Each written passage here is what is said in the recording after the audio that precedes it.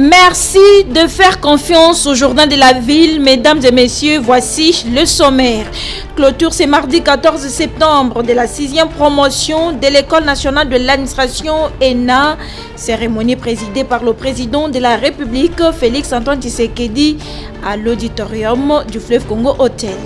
Début ce mardi 14 septembre des épreuves de fin de cycle par le finaliste des écoles techniques et professionnelles.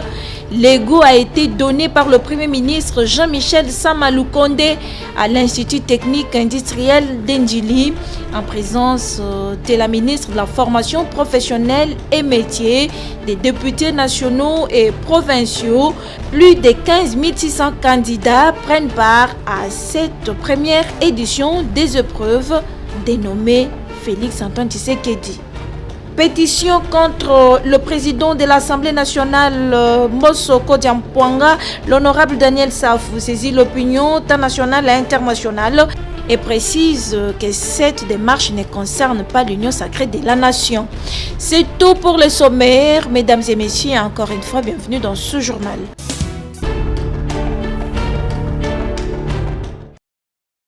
Le gouverneur de la ville de Kinshasa, Jontini Ngobilambaka, a échangé ce lundi 13 septembre en son cabinet de travail avec les 4 mouvements politiques qui lui ont adressé des correspondances pour l'organisation le 15 septembre de leurs différentes marches pacifiques dans la capitale. Il s'agit d'une part de la Mouka et de la Nojek, proches du Front commun pour le Congo FCC, qui, à travers leur marche, veulent dénoncer la politisation de la Commission électorale nationale indépendante CENI et d'autre part de la structure dénommée Vision Fati et alliés ainsi que du parti politique CRD de Mbosoko Diampouanga qui veulent soutenir les institutions en place. Sans aller par le dos de la cuillère, le gouverneur Jontini Ngobila a demandé à ses hôtes de décaler leur marche. La date du 15 septembre initialement souhaitée coïncidant avec la rentrée parlementaire. Ainsi, le patron de la ville de Kinshasa a accordé la date du 17 septembre à la Mouka et Nojek pour tenir leur marche et la date du 21 septembre prochain à la structure Vision Fati et Alliés ainsi qu'à CRD pour soutenir les institutions en place. Le gouverneur nous a proposé de postposer notre marche du 15 en date du 17 septembre prochain, c'est-à-dire le vendredi. Nous avions entendu, nous avions noté, comme nous ne sommes que le représentant du groupe La Mouka, nous allons faire rapport à toute l'équipe, c'est-à-dire au leader de La Mouka, et je crois que c'est à ce niveau-là que ça va se décider, mais du moins les échanges se sont très bien passés, on a compris les raisons du gouverneur. Nous voulons marcher pour exiger le consensus autour des réformes électorales. Nous pensons que la loi électorale telle qu'elle a été votée à ce jour est l'expression de la pensée unique d'un seul camp politique. Et nous pensons qu'il faut assez et suffisamment de garanties d'indépendance, des garanties de transparence. En date du 28 juillet, nous l'avons saisi pour organiser une marche de paix, de soutien aux institutions de la République et au chef de l'État. Mais il nous a expliqué ces raisons, lesquelles ne lui ont pas permis de nous donner l'autorisation. Il a proposé pour la jeunesse de l'Union sacrée qu'une marche s'organise en date du 21.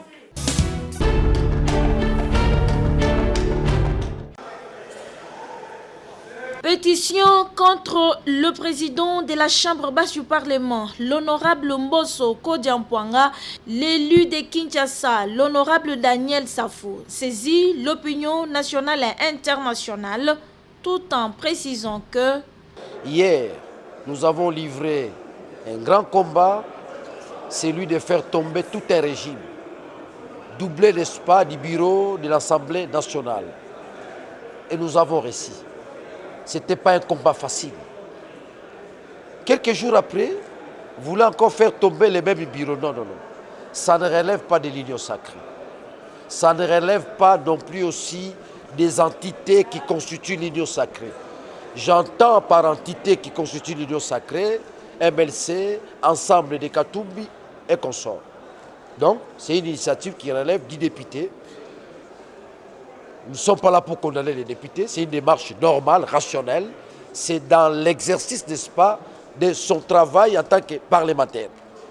Mais nous voudrions saisir l'opinion, tant nationale qu'internationale, que la pétition tant vantée ne relève pas, n'est-ce pas, de la dynamique du Parlement. Ce n'est pas la dynamique du Parlement. Ça veut dire que c'est une pétition qui ne va rien faire par rapport à Mbosso Kodia.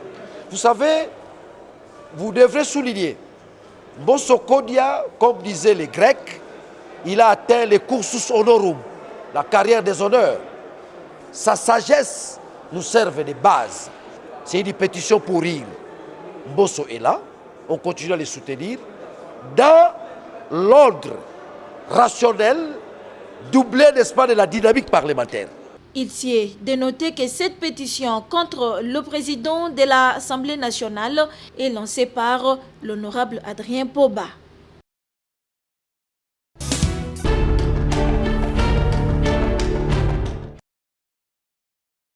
Une délégation de l'Organisation de coordination pour la lutte contre les endémies en Afrique centrale, OCAC, a été reçue par le ministre de la Santé publique, Hygiène et Prévention, Dr Jean-Jacques Mbongani, ce mardi 14 septembre 2021 en son cabinet du travail à Kinshasa.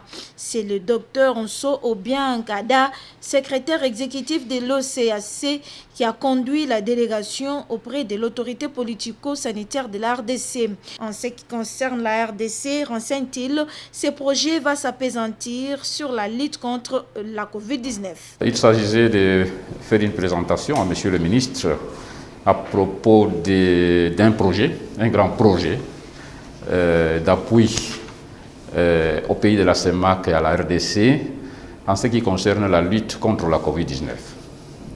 Le projet a été financé par la BAD, la Banque africaine de développement, et est en train de se mettre en œuvre. C'est pour cette raison qu'on est venu voir M. le ministre pour lui informer de la conception du projet jusqu'à la signature des contrats pour son exécution. La RDC, c'est un grand pays de l'Afrique centrale, voisin au pays de la CEMAC. Alors nous devons compter toujours avec la RDC en ce qui concerne la prévention et la riposte pour la lutte conjointe contre la COVID-19. Il était très intéressé à nous recevoir. Et après les essences, il a dit qu'il est très content pour ce projet, parce que la lutte contre les endémies et les épidémies, c'est prioritaire, et que c'est une initiative très louable. Et il va nous fournir, dans un peu de délai, les points focaux qui doivent participer de la part de la RDC, République démocratique du Congo, pour travailler conjointement avec nous et avec l'OMS pour la mise en œuvre du projet à la RDC.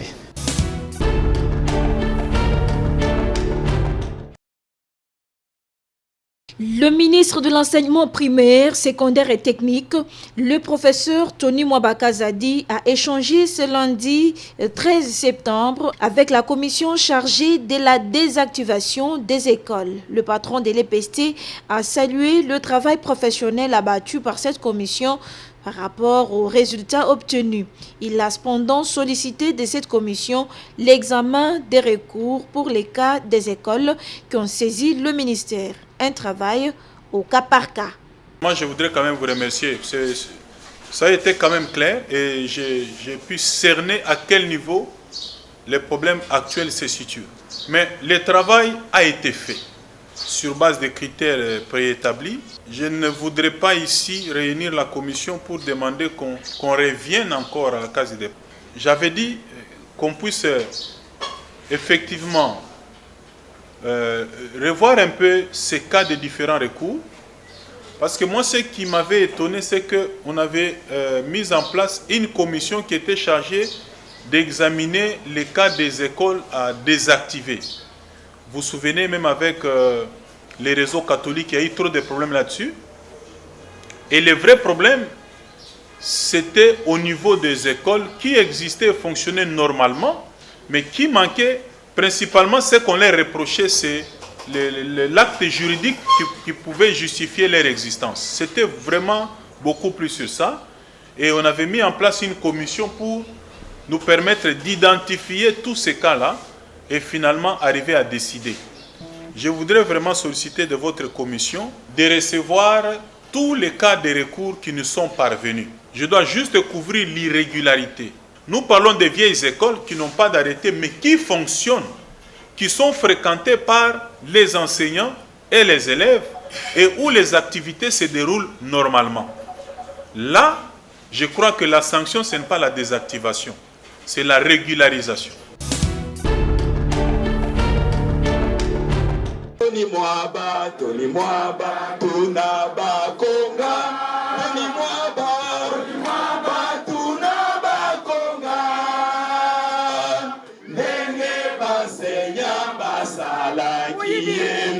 Pas de rentrée scolaire sans la convocation d'une commission paritaire interministérielle, exige la synergie des syndicats des enseignants de la République démocratique du Congo. Les membres de cette organisation en ont décidé ainsi au cours de l'Assemblée générale tenue le samedi 11 septembre 2021 à Kinshasa, à l'issue de laquelle ils fustigent la gestion dite cavalière de ce secteur par l'actuel ministre de l'EPST. Les enseignants réunis en Assemblée générale notent en définitive que l'actuel ministre de l'EPST ne porte pas la vision du chef de l'État en matière d'éducation et exige illico presto la convocation d'une commission paritaire interministérielle inclusive avant le 25 septembre 2021 pour régler définitivement les questions relatives au paiement de toutes les nouvelles unités, au paiement d'un nouveau barème salarial à tous les enseignants, à la suppression des zones salariales, à la réactivation des écoles désactivées abusivement, à la mise à la retraite des enseignants conformément aux textes nationaux et internationaux irrélatifs. Le mémorandum des enseignants sera déposé officiellement au Parlement lors de la rentrée parlementaire pour l'année 2022.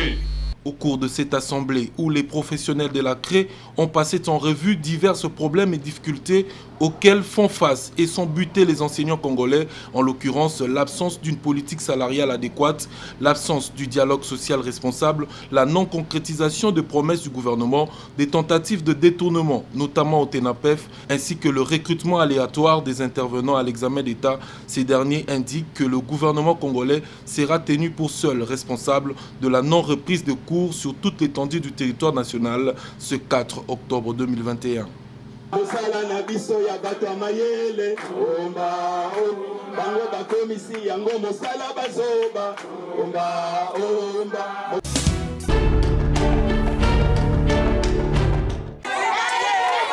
Après plusieurs cris de détresse et des dénonciations lancées aux autorités du pays pour dire non à l'installation de l'usine de traitement de boue de vidange dans l'enceinte de l'Institut technique agricole Mombele, les anciens élèves de cette école, réunis au sein de l'association AITEPAM, remercient de tout cœur le ministre de la formation professionnelle, Antoinette Kipoulou, pour son implication personnelle dans cette affaire, afin que l'ITEA Mombele, cette école de référence de formation en agriculture, industrie agricole et nutrition, ne puisse pas perdre ses repères. Nous remercions vraiment son Excellence Madame la Ministre pour son apport et en tout cas on tient vraiment à elle pour continuer ce combat jusqu'à la fin. Ce n'était pas facile, ça n'a pas commencé aujourd'hui, ça date de longtemps qu'on a commencé à parler aux médias, il n'y avait pas eu de réaction.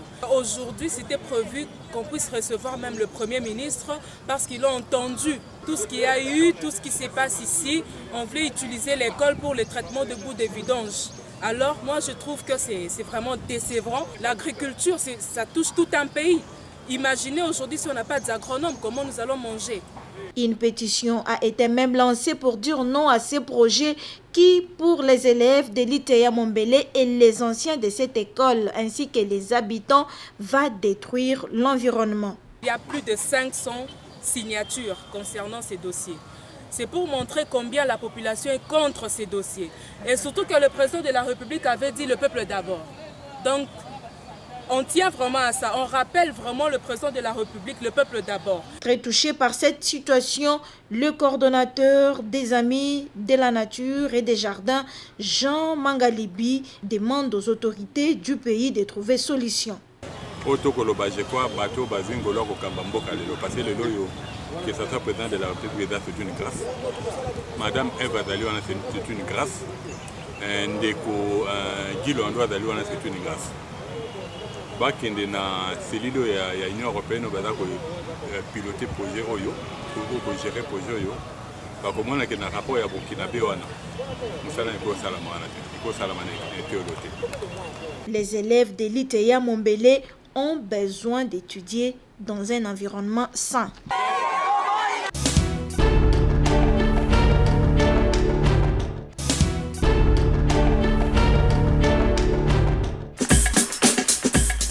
Nous sommes arrivés à la fin de ce journal de la ville. Mesdames et messieurs, merci de l'avoir suivi. Le prochain rendez-vous est fixé pour ce mercredi et d'ici là, portez-vous bien.